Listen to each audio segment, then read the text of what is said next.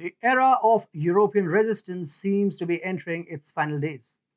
Russia has continuously quashed energy supplies to Europe ever since the latter, in collaboration with Washington, imposed a plethora of sanctions on Russia, citing its special ops in Ukraine. The limited gas supplies via pipeline wreaked havoc in Europe, where the price of energy increased manyfold. Moscow recently suspended the majority of its gas exports to Europe until the latter removes the sanctions, and it looks like the European leaders have kept their ears independent of Washington's influence this time. Hi, and welcome to TFI Global, the foreign affairs and geopolitical analysis arm of the TFI Media Group. I'm your host, Atul Mishra, and if you haven't subscribed to the TFI Global channel yet, hit the subscribe button and press the bell icon to receive all the latest updates. Let's begin.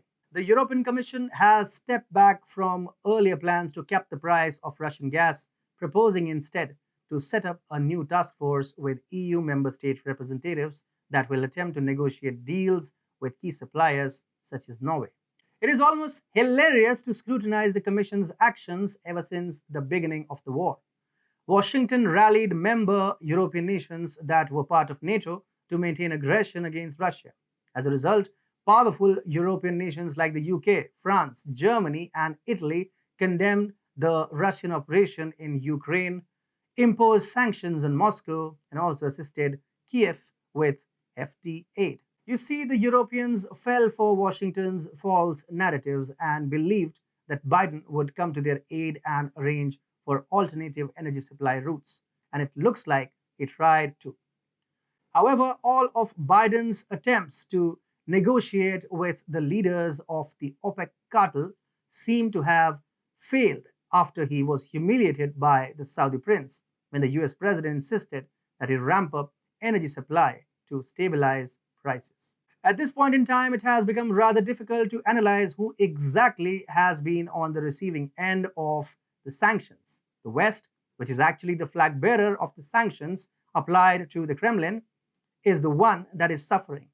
The US has officially entered a recession and London is on the brink of entering one. Germany is entering deindustrialization due to the unavailability of cheap gas, and Italy is struggling financially.